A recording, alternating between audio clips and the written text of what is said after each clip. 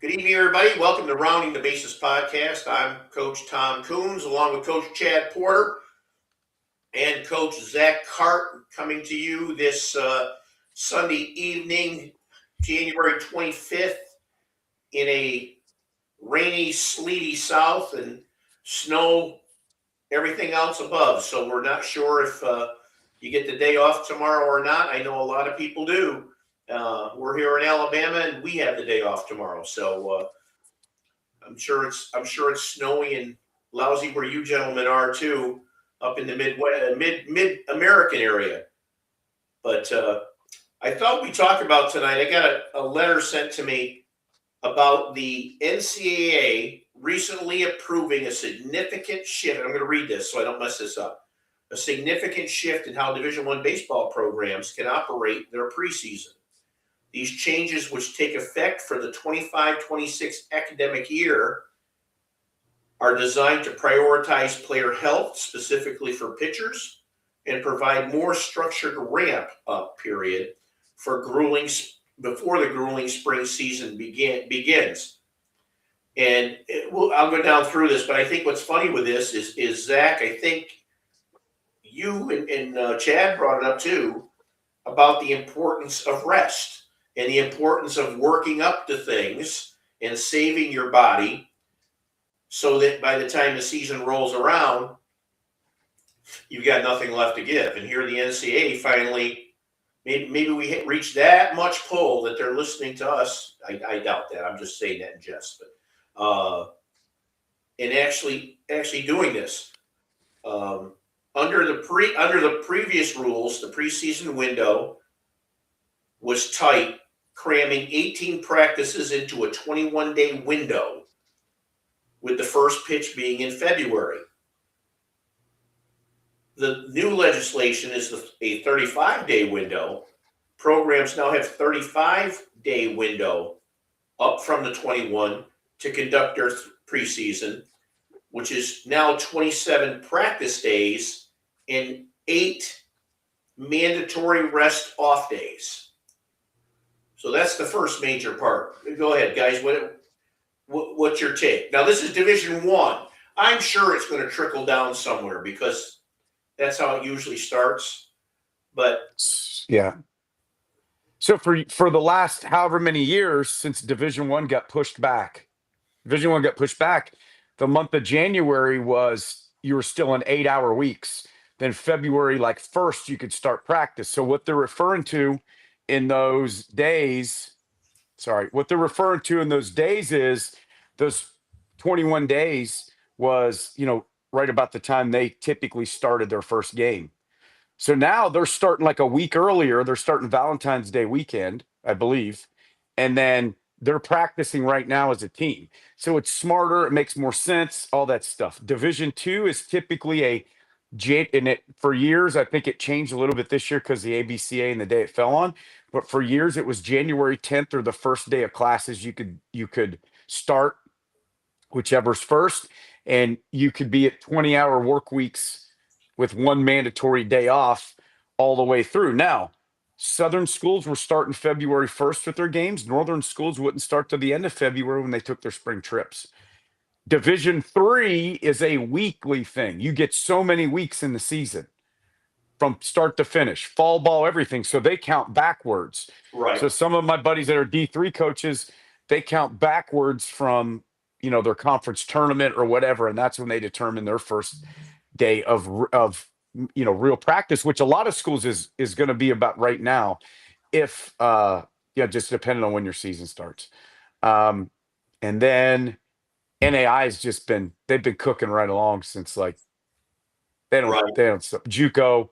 I think JUCO in the fall is August 15th to November 15th is their window of practice for JUCO. Then in the spring, they start as soon as some of them will come before school. I don't know the exact rule, but I know that JUCOs and NAIAs obviously have a larger calendar, and they've been practicing full go, full throttle. And Zach, going to what you alluded to, this new, how this changes the player experience. Pitchers now, they have time to ramp up. the most critical benefit for this whole thing is going to be a pitching staff. I believe. In the old 21-day window, pitchers had to go from 0 to 60. Ramp up quick and be ready for opening day. The longer window and the mandatory rest now gives them injury prevention. And not only the pitcher, but their battery mate, the catchers. I mean, think about the physical taxing of players, and they're getting to that opening day, and then they're going to catch 4 or 5 games a week and go so on. So this goes right up to your alley with working these guys and ramping it up. Yeah, I think it's a really interesting proposal just because of what Major League Baseball has done, especially with the dark period in December, where Major League guys can't look at guys in December, and so I think this combined with that particular initiative is going to be interesting to see the type of results that it's going to yield. I know Coach Porter's really big about the ramp period for pitchers and what that looks like, and I mean I 1,000% agree with that ramp. I mean, it's really important when you ramp and how you ramp and what that looks like, and those rest periods during the year. Now, I would say for Division I Power 4 starters, I mean those guys are probably throwing late December to get ready for a mid-February, early or mid to late February start. Those guys probably are ramped up sooner. I would probably laser more focus on that particular piece on the actual mental break that it's going to require. Right. We can only spend, I think we've talked about this before, but we can only spend, X amount of hours in a day at a heightened sense of focus. And so, unfortunately, a lot of student athletes spend some of that focus on their phone and not necessarily in the classroom.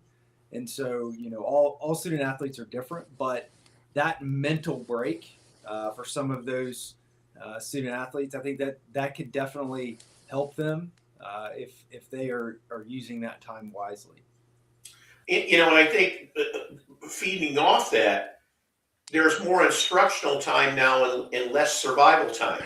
Like you got 21 days in the old method to get ready. So coaches are spending more time on purely game readiness, scrimmages, and situations like that, where now with the extra practice time, coaches can work on skills, defensive fundamentals, situational things. And it's helping to prepare better athletes for their team, especially now that they're all going to be scholarship athletes. The skill development, I think, is huge. Because let's face it, we're coming in with a possible 17 or 18-year-old high school kid that might be on scholarship going against transfer portal kids who are 22, 23, and now they all can be developed.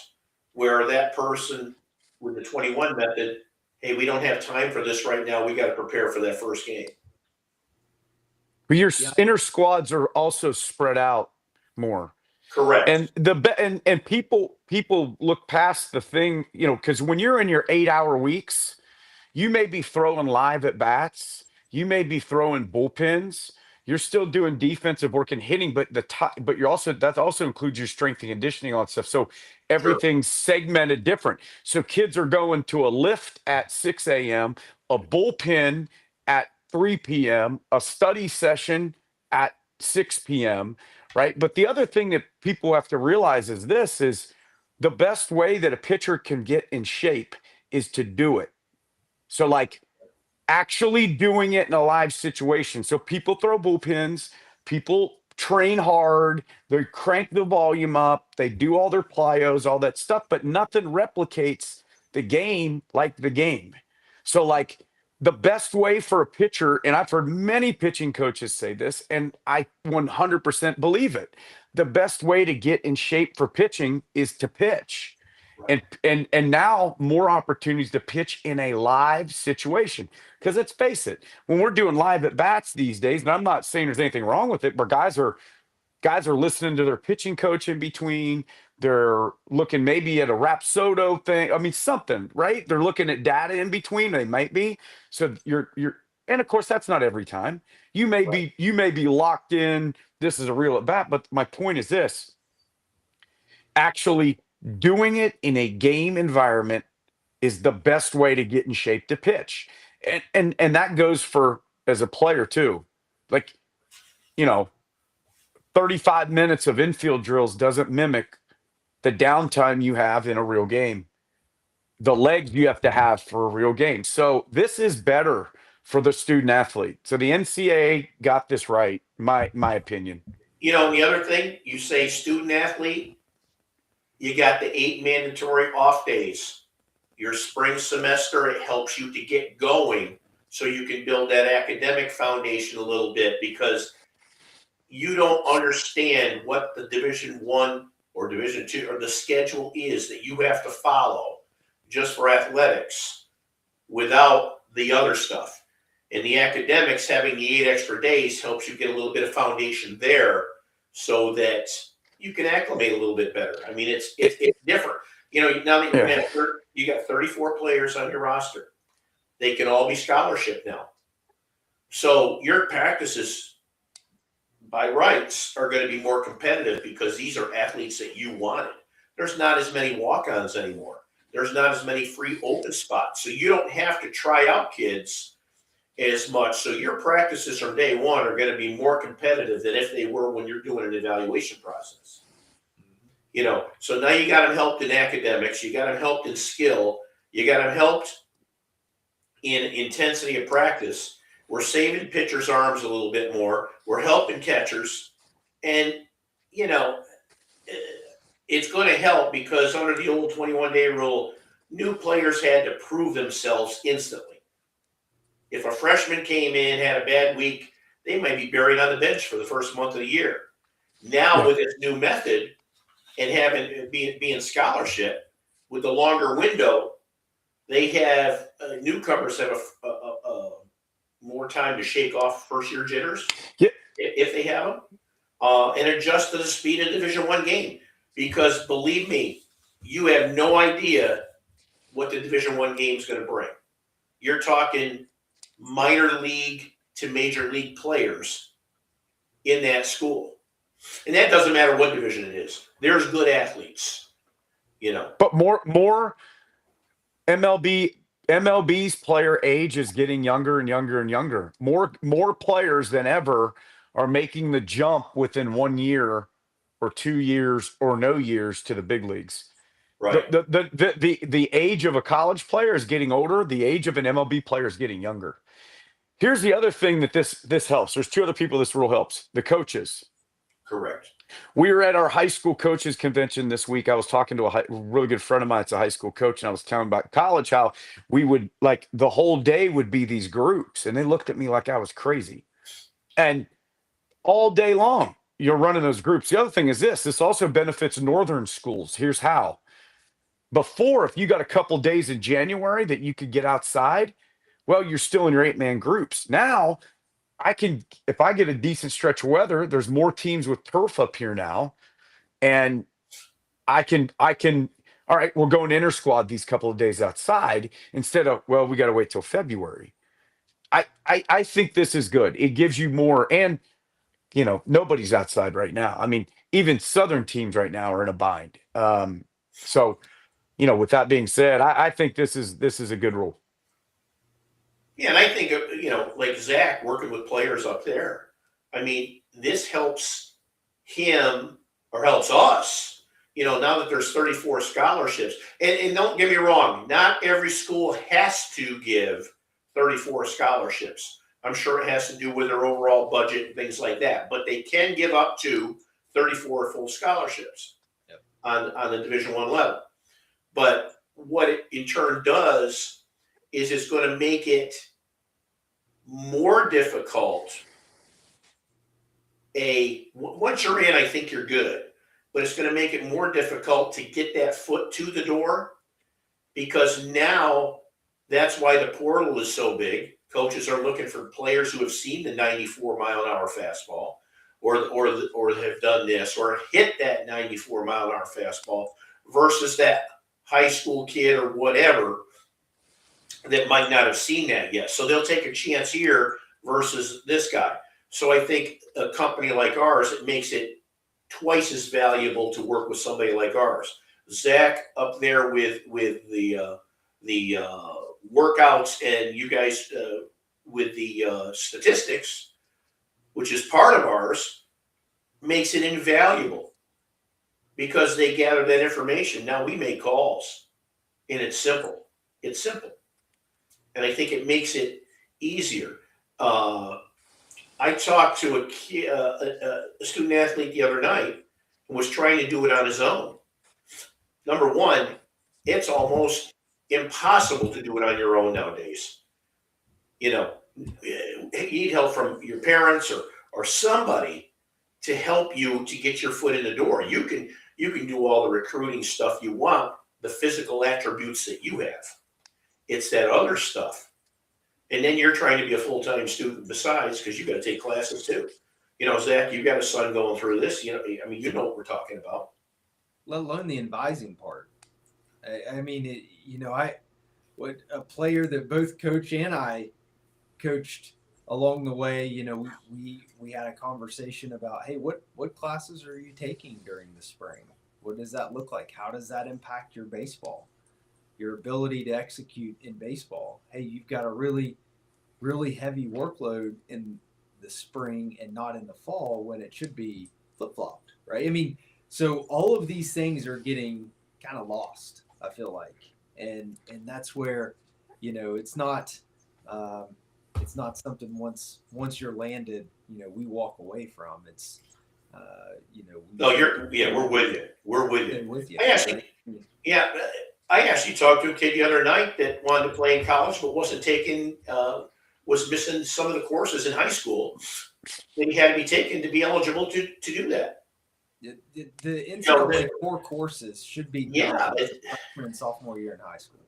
Like, they should be done.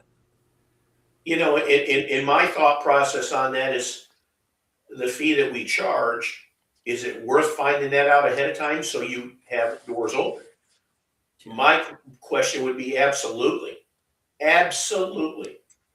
because you would want to know that ahead of time.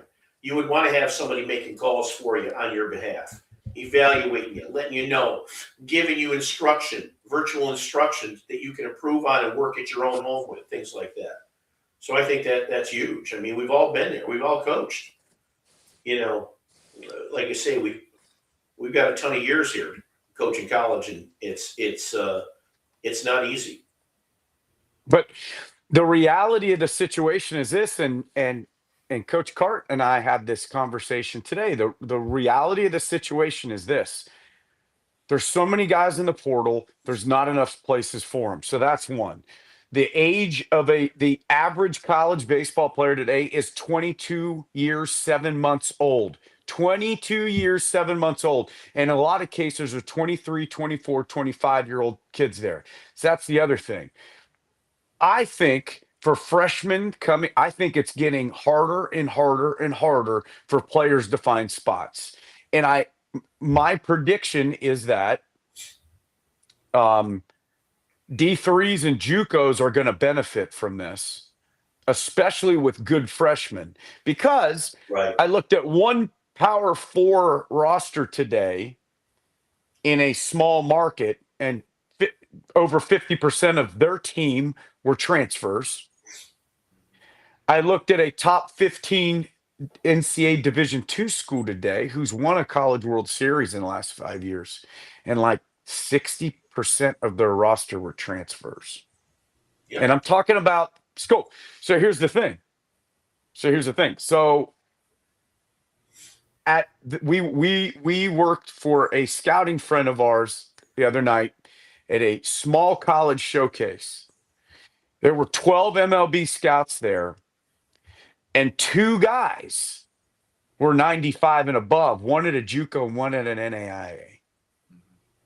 So, and then the other question I posed today was, there's a really, really good D3 right across the river from us. What makes you think? So the question would be, can you start there? If you can't start there right now, what makes you think that you can play at a higher level? When they have high level guys that could probably play at the Division 1 and Division 2 level. I know that for a fact. So my point's this: it's getting more competitive. You need someone that's going to consult with you and give you direction. We're the people to do it. I think high school freshmen are going to have to, guys that might have been D2 guys a few years ago might be D3 guys now. Right. And NAI is a great level. I want to tell you something right now. Billy Berry from Tennessee Wesleyan, we've known for a long time. I haven't talked to him for a long time, but we've crossed paths several times in our careers. That guy could coach at any level, and his players could, like, he could compete and at some Division 1 level, right? Georgia Gwinnett, guys. So you look at a kid, I want to go play at this high-end D2 school or this high. Okay, I want you to think, rewire. Would you play there? We can help you with that because of an honest, truthful evaluation. The other thing with today's game is you've got to go somewhere where you're going to play, or you're going to get buried or cycled through because of the portal. It's not the same, right? I think that there's a lot of good things going on, but we're out of whack.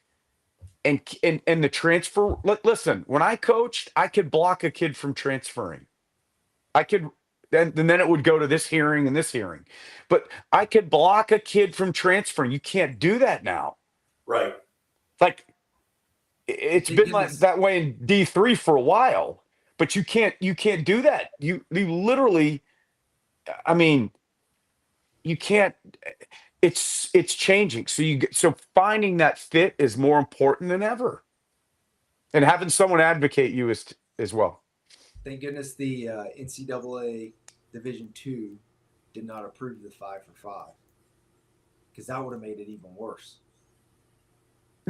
As a player, though, I think so. Okay, you could look at it a couple of different ways. There's no red shirt.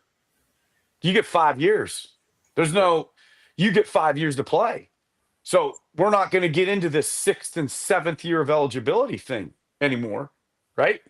Because there's still guys out there like 7 years of college eligibility pulling in $500,000. I mean, something's wrong with that. I mean, I get it, but so 5 years. So back in like 2000, the NCAA was thinking about going to 5 years of eligibility because that would have affected me. And I remember that was going on. 5 years of eligibility. So, but here, okay, so back again. What about going JUCO and it not counting? So it's, I mean, the amount of junior college kids. There's still more spots though. If you had another year 5-for-5, that additional year, it eliminates other spots that kids could go in that are coming out of high school. I personally like the 5 years. I think it keeps you in school a little bit longer. The possibility of getting an advanced degree, the possibility of starting the advanced degree.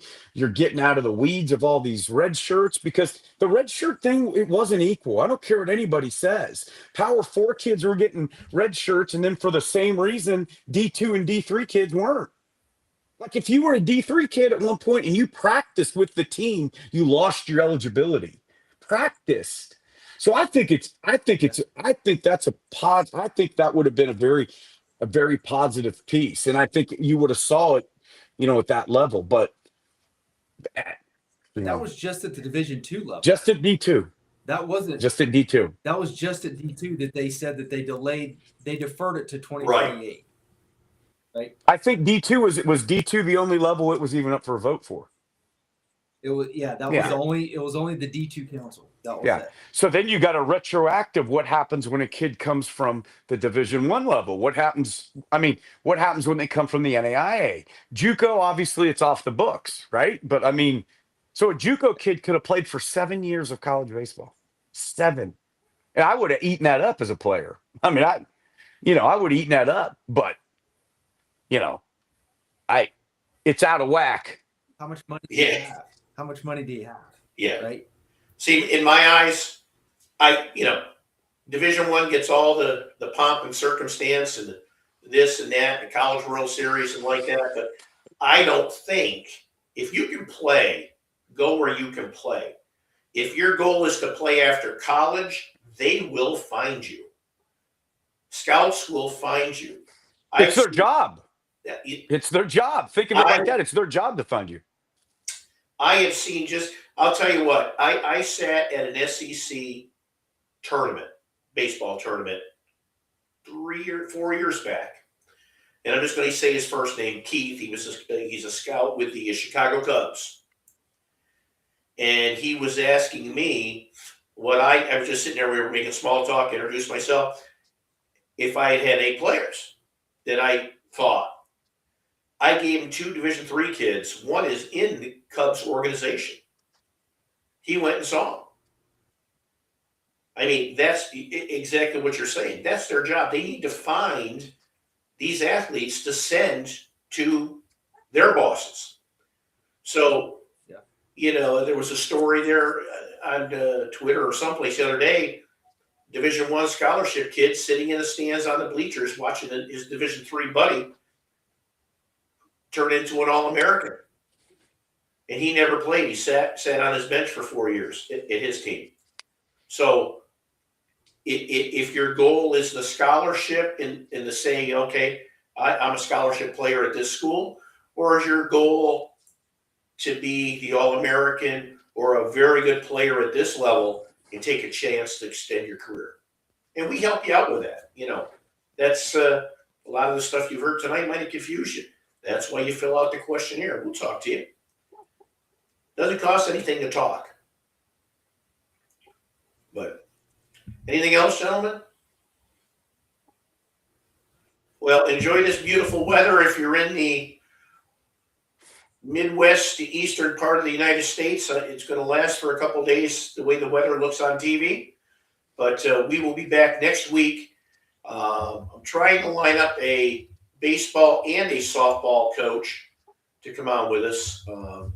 And I may have a chance to do that tomorrow since I have the day off and see what we can get. But anything else, seriously, either email us. The questionnaires on our website, aheadinaccountrecruiting.com.